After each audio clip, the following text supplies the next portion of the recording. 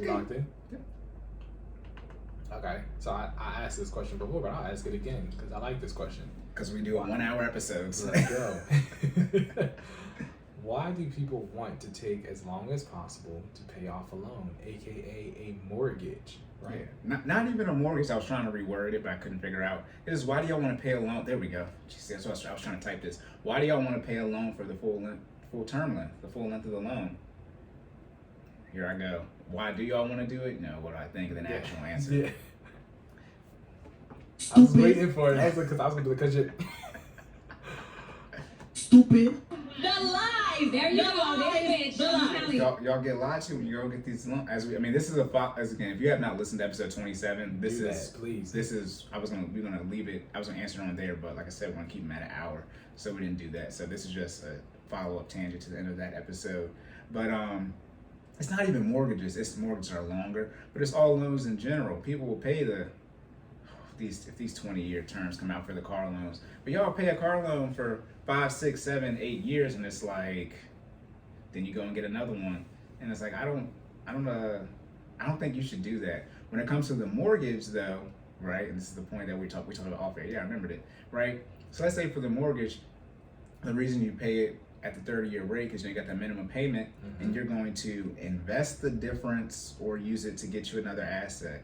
Let's just say your mortgage payment is $2,000, right? And instead of getting the 15-year paying it off faster would be, say an extra $1,000, right? So $3,000, you're gonna put the $2,000 toward the payment. My rebuttal to that is stupid. I'm joking. My rebuttal to that is, though, why don't you just? No, I'm joking. He said, "Oh, right."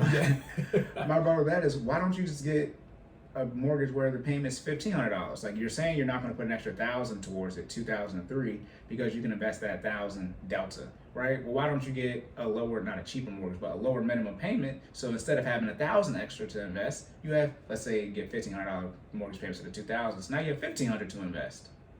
Why don't you choose that route? FOMO. And Jordan apparently did not know. I've been saying this for 27 episodes. And Jordan I knew you was gonna today we are technically dropped episode 27, but it's November 7th, and Jordan goes, "Bro, what does FOMO mean in between when we take our break?" I'm like, "What?" You're supposed to ask these questions. I say it a lot. FOMO stands for fear of missing out. And if I ever use FUD, F-U-D, that's fear, uncertainty, doubt. That's when you see the media telling you stuff. But yeah, y'all be having FOMO. I be saying Instagram likes. Y'all just gotta get this house so you can post it and get your likes. What about getting a mortgage that's cheaper, getting a house that fits more into your budget from an overall standpoint, not just mortgage, but maintenance and things of that nature, and invest that difference? No, you don't want to do that. So that you can always, because that's the argument, by the way, for those I could get a lower mortgage. And that's why I say pay it off as fast as possible, because then you get the whole mortgage payment back. Because then you get your $2,000 mortgage and you get that $1,000. That's $3,000 you can invest. Then you come and say, which is why they do it, because they can invest more money. And it's like, from an investing standpoint too, because now we can get into net worth. Net worth is assets minus liabilities, which a lot of people still don't know. If you want to calculate your net worth, you take your assets and you subtract your liabilities, not things you own outright, your assets. So you can have a mortgage or a lien against it. You still calculate that as asset, and whatever the mortgage or the lien loan is for, that's in the liabilities category. I still see it, which is sad, but I still see to this day people don't know how to calculate that. But what about your net worth? What about your liquidity, right? Because at the end of the day, you put in, and then she's talking about economics, we're talking about accounting. Your cash flow, it's like, how much cash flow you got a month? Like, I really, I understand, because think about this, you have all this risk, and I'm gonna keep saying this to piss people off in the debt community, but debt is risk, right? But you got all this risk, all this leverage, and for how much cash flow? Because if your cash flow is still you got all these homes, and how much your cash flow in a month total from that, relative to the mortgage or the lien you have against it, then all the other expenses, you got CapEx, et cetera, that you have to pay for. It's how much you netting? A couple $100 a month, if that. Most people I know never get to real data. Most people breaking even. Now, some people is getting over there, but most people break even on that. I know plenty of people who their mortgage and their rent that they charge is the same amount. I wouldn't do that. Yeah. And then I thought you were about to say something. No. Now you're good. The lighting is different, so I can't really see you as well. I can't see you as well in my peripheral. I can't see at all. All right. And then so why do you want to take so long? Yeah, don't take that long. Just pay off the debt as fast as possible for anything that is not a mortgage, because it just makes sense to do that. Most things, all things besides a mortgage. I'm not talking about business debt. Yep, everything that you can get a loan on that isn't a mortgage or business debt depreciates in value. Look, I understand life happens, right? It just from me, from a mathematical standpoint, I think that's where this question came from. Mm-hmm. Why would you not want to literally pay something off? And again, if you can, right? Why would you literally not want to pay something off as fast as you can to own it, right? To own it outright. That to me, I don't understand the mindset, and it seems like it's a common thing on anything we have to take out a loan for, whether it be a car or a home or I guess the smaller things you might consider paying them off a little bit more rapidly. But it's like when we get to mortgage, it's like, oh no, let's get the longest loan possible with the highest interest rate. That you can possibly get. Let's be clear. We're talking 30 year. All you armed people, don't come talk to me. You got an adjustable rate mortgage. This is not. We gotta get that. That's supposed to be. It's not your part of the show. I'm not doing the arm discussion. That's like people who have credit card debt and they paying interest. This is not. No. You're stupid financially and in real life. No. The armed people, you gotta go somewhere with that. This is for people who got fixed rate. Got you. Yeah, but they don't do it because they wanna invest the difference. But just think, okay. So you want to invest the difference, but you took out a 401k loan. It sounds like you're just gonna. That's what I'm saying. So what are you doing, right? Like you're not doing. How much you got? Okay, before simple math. How much you got invested then? Since you about to get this mortgage, how much you got invested? What's the answer? Because you know what I'm saying? It ain't mathing. The math ain't mathing. Yeah. All right. And No, I was just gonna throw it. I just know one of the decisions that helped me decide on a 15-year, right? It just my mental makeup allows me to work better off of. Shout out to Cory. Mental makeup allows me to work better off of just being held accountable, right? So I don't want the flexibility. Like I think that was. So again, referring to that person who was throwing out their sales pitch, right? When I was getting my mortgage, and I was like, "Who are you talking trash about?" Yeah, no. And they were trying to get me to get to a 30-year instead of a 15. And they were like, "Well, this gives you that flexibility where you can still pay at a 15 rate, but if you ever, for whatever reason, didn't need to in a month, you didn't have to." And it's like, no, I see my mental makeup works the opposite of that, right? If you tell me my payment is XYZ will be in your account every month when it's due. Like, you know what I'm saying? Plus my my ex, we're not gonna talk about that, but I make an extra $80 payment on my principal just so I can make sure I'm paying it off faster than 15. Right? Remember, Cory said 15 is the longest primary residence. Thank you. It is the longest you will pay off that house, right? That's what I recommend. Let me clear that. Yeah, and that extra principal payment, it don't got to be a lot, but mine is only $80 extra a month, and I actually did the math on what that would look like, and I think it'll actually move me ahead at least 8 months overall over the process of 15 years. So I was like, okay, 14 is some change. Like, you know what I'm saying? Like, I'm cool with that. And also to add clarity, you're just moving towards, keep telling you too, but we're moving toward the investment. I know you don't have the stuff picked out y'all want to invest in. Keep telling you about that. But as y'all work into the investing part, right? But then what's going to happen is, since you don't have all this debt and y'all have agreed, you and your wife, right? First time listeners, y'all have agreed, you and your wife, that okay, the mortgage is it. No car loans, no student loans, no credit card debt, right? Then we have almost essentially fixed your expenses. So now any increase in income can go towards investments and lifestyle, right? And then your house, that's why I said you treat your primary residence to be different than investment real estate, but your house is an investment, and we can put that, because that's what y'all want to do. That's what I understand. How come you don't want to put a whole bunch of money in your own primary residence? Why do you want to get another one? I know why, because you want to get the cash flow, but it's like, I don't know about y'all, but I'm gonna own. For me, in my head, it's just like ownership. I want to own, right? All that, multiple property real estate thing is kind of cool, but it's like, not if you don't own any of them. I don't know. Maybe that's just me, right? Like, I know I might be biased, again, because I've been talking to a certain Sideline Adventures employee. I might be biased, right? I don't necessarily think I want to go the real estate route when I get to investing, at least not right away. But you know what I mean? But it's just again, me personally, I'd rather own my primary residence first, right? Own that outright, and then spend that extra money in the in time of the market, right? Like making those investments, right? Like real estate is cool if that's what you want to do, but most of y'all can't.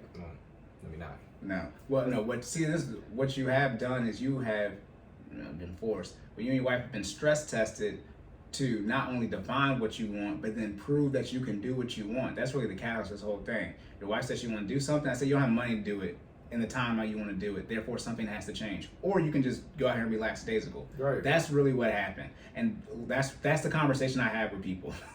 You come to me and you say you have a certain goal, and then you like want me to lie to you about how you can hit the goal and still do it. Like, it's not, I said, you know, fitness, you know, people have different, you know, genetics. So who knows what's going to happen? You might not be able to lose this weight in a certain amount of time frame. However, of this finance side of things, we doing math. You want to save $12,000 in a year, and you come and we do your budget, and you don't got $1,000 to save.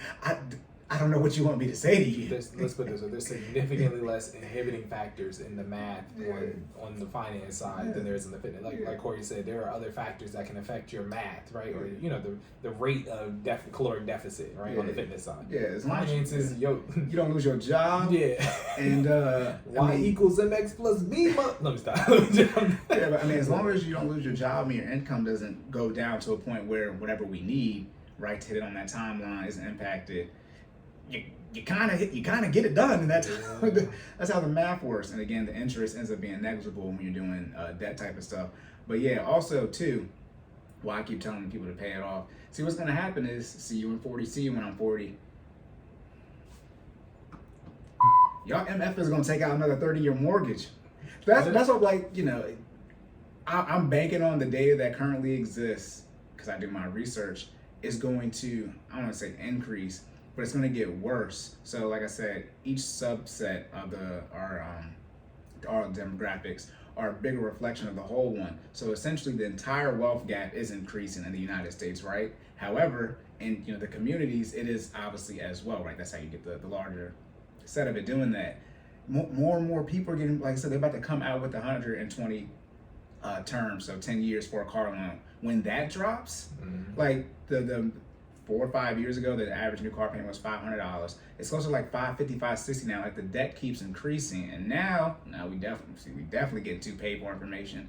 But this is why I'll be trying to tell y'all that so you pay off your debt quick and get to investing, so you can get in on this JP Morgan, this BOA, and this MasterCard and Visa. These people provide the debt, just PayPal.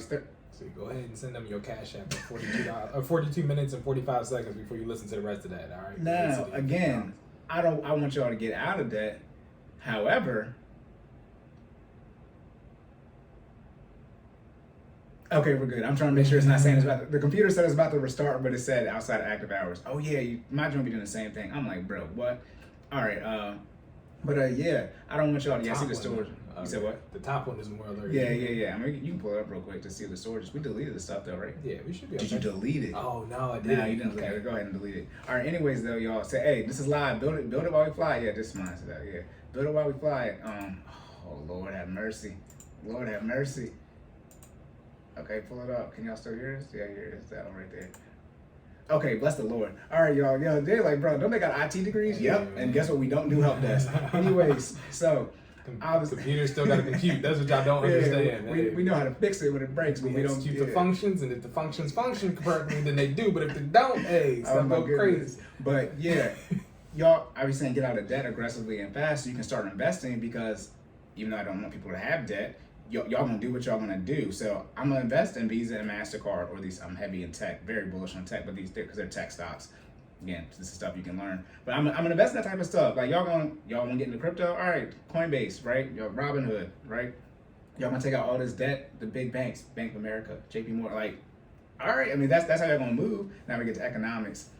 But yeah, I mean, I'm banking on the fact that in 10 to 15 years, some of you listen to this with 30-year mortgage, and it helps me, right, to say I was right if you still have it. Then if you don't, then that's better, because you did what I wanted you to do.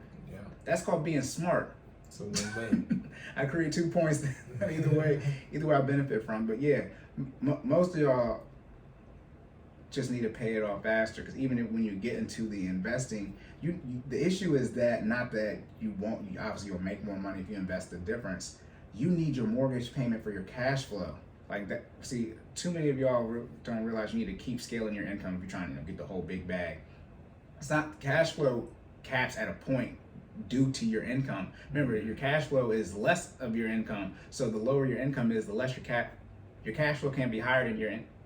So if you, that's what I'm saying. Like, you be taking the wrong route. So like, you don't be putting in the work to get your income up into that I mean, 37% now. Joe's probably going to change it, or to Joe Biden. But, to get into that 37% tax bracket, married or single filing tax status, so you can actually have some money to play with. You get into, what you do with the mortgages, but then you start using or leveraging your portfolio and taking a loan against that, creating a non-taxable event and buy the assets. But you got to have assets in the first place, okay? And it take a long time to get assets in place from a dollar amount standpoint, because remember, when you invest, you're investing to take advantage of compound interest, which you don't take advantage of early on because no time has gone on. So to get a higher dollar amount early on, what do you need? A higher income. I've already said this before. I've already said this before. I've already said this I was before. about to be like, why am I talking?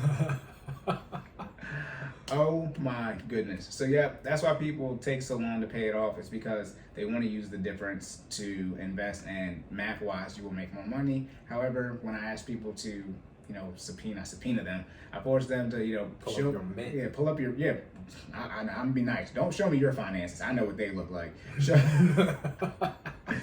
me, the data as far as, people in mass and what it looks like. And it's like, no, I mean, like, again, I'm a nerd at this. I do research on how much particular people, particular sectors of our economy, jobs people make. Like, I know how much people make. I know. I look up how much minimum wage is in states. Like, when you told me that one time, it's like, Cory, you just know little small. He's a collector of eclectic information. Like the minimum wage, right? Minimum wage is a federal issue. I mean, it's a state issue, not a federal one. But the way the law is set up, if the minimum wage is lower than what the federal one is at the state level, then the minimum wage jumps up at that particular state. Instead of saying y'all don't know stuff, so like, who knows that? So you know that? Because I didn't know that. Okay. So like the minimum wage is $7.25, right? That's the law federally. So if the state minimum wage is lower than that, it has to be bumped up to that. So that means states that have a minimum wage higher than $7.25, they can raise it above that, which a lot of these states have done. So just by the way, for y'all listening, minimum wage is not a federal issue, it's a state one. Because if you live in Georgia, the minimum wage is like $5.85. However, federal law states if the minimum wage is lower than $5.85, it has to be $7.25. Like the minimum wage in the state of Georgia is $5.85. That's what it is. It's not like they had to change it to $7.25. Like it is $5.85. That's the stuff y'all don't know. But then y'all be out here broke protesting. I'd be confused. It's like, bro, the minimum wage in Maryland is almost $12. Why are you trying to get the federal government to pass something in your state? It's easy to pass something at the state level, y'all. Because if you live in California and you want the federal government to up their thing to $7.25, now you need the people in Georgia to vote with you. Mm-hmm. Stupid. We're not gonna do the political stuff right now. We had that conversation about 3-4 hours ago. Yeah. But that is all to that's all to the mental makeup, the mindset y'all be having when y'all be attacking these issues. It's like, if you're okay with taking the risk, the lever, that's one thing. But again, you're making less than, like I said, if you're not in the 24% tax bracket, pay that joker off as fast as possible. You don't got no money. No, that's stupid. Let's be clear. Married is $170 to $323. That's the 24% one. You're not making up a $150 married unless you were in the very rural areas of the country. But most of y'all want to live in these high cost of living areas, which you usually need to get this type of income. You ain't got no money. What you want me to say? What are you going to do with $10,000? Most people live in Maryland and DC. Please tell me what you're doing with $10,000 net a month. Again, back to this. I mean, I've already ran these budgets. You can't do much with it, and that's a lot of money, by the way. That's an extremely high income. However, expenses are what they are. That cash flow you be talking about, you ain't got none. Okay, that's it for that. Another question. Okay. Which one do you want to do? Let me see. What we got? We got 10. We got 5-6 minutes. I like this one, but I don't think that's gonna be a 6-minute one. Which one? Tax on. We can do that one. Wait. Tax on that one. Yeah. Okay. What we talking about? That's sort of.